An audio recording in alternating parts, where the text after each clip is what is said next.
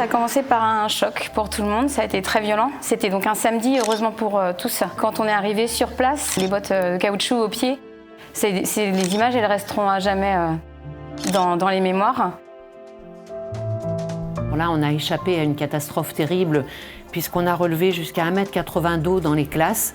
Et les pompiers qui sont intervenus immédiatement après l'inondation nous ont dit que vraisemblablement, si les enfants avaient été dans les classes, on n'aurait sauvé personne. Tout le mobilier était renversé, les chaises étaient bousculées. Les enfants ont vu ça, tous leurs dessins sur les murs, tous leurs cahiers, tout leur matériel de classe couvert de boue. Et franchement, c'était extrêmement choquant, extrêmement traumatisant, évidemment pour les enfants. Rapidement, la solidarité genestoise s'est mise en place, vraiment un élan de solidarité très puissant, c'était vraiment très beau à voir. La municipalité a très vite réagi, de manière à ce qu'on puisse continuer à enseigner dès le lundi suivant. On a loué des modulaires et ces modulaires ont été installés pendant l'été 2018 pour qu'on ait une rentrée scolaire quasi normale à la rentrée de septembre. Et ça a été 3 ans comme cela, donc voilà, il a fallu s'adapter. On a trouvé un nouvel équilibre, un nouveau rythme. Évidemment, c'était une situation transitoire.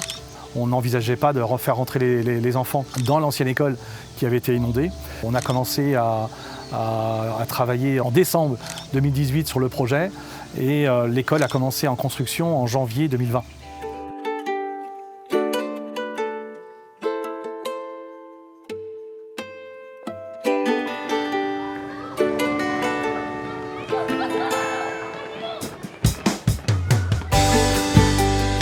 C'est une école qui est, vous voyez, très fonctionnelle, très moderne.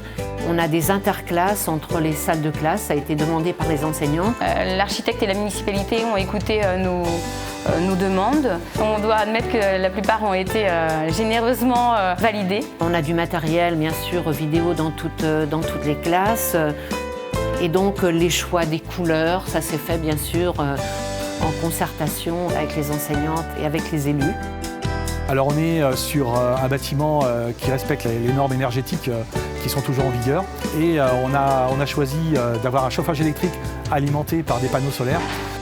On a un préau qui ferait pâlir plus d'une école et puis une très grande cour. On a un très bel espace de travail dans lequel on pourra de nouveau faire grandir les élèves, un beau lieu d'apprentissage. On s'est servi de cette école pour justement repenser les aménagements et les circuits qui vont effectivement permettre aux Genestois de circuler autour de cette école. Les enfants sortent de la cour de l'école, ils sont directement dans le parc. Ils peuvent se déplacer à la salle des sports en toute sécurité, on ne traverse jamais la route.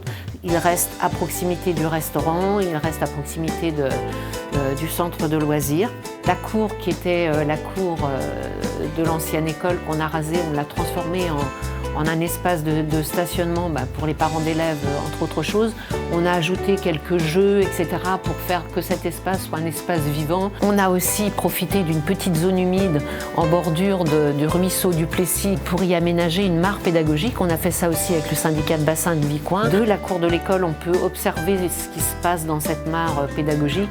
Et je crois qu'il y a un certain nombre d'enfants qui ont déjà entendu les grenouilles à plusieurs reprises. Tout est nouveau et la classe elle est plus moderne. Les chaises elles sont plus confortables que dans les modulaires. J'ai une bonne place et je vois bien le tableau. Déjà il y a un coin lecture. Les couleurs je trouve qu'elles sont très jolies et ça change un peu du blanc. Comme je disais à mon mari, on a envie de retourner à l'école.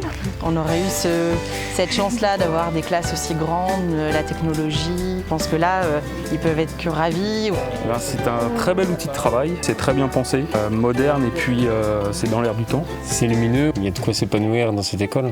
Qu'elle soit derrière la maternelle, donc pour nous, parents, quand on a un enfant à la maternelle, maintenant on n'a plus à se déplacer. Et c'est vrai que le cadre est quand même très sympa. On aura transformé ce drame en une chance pour l'aménagement de notre commune. On met derrière nous tout cet épisode des inondations. Là, la municipalité nous donne la chance d'avoir un nouveau livre où on va pouvoir écrire plein de nouveaux chapitres et donc on est très heureuse.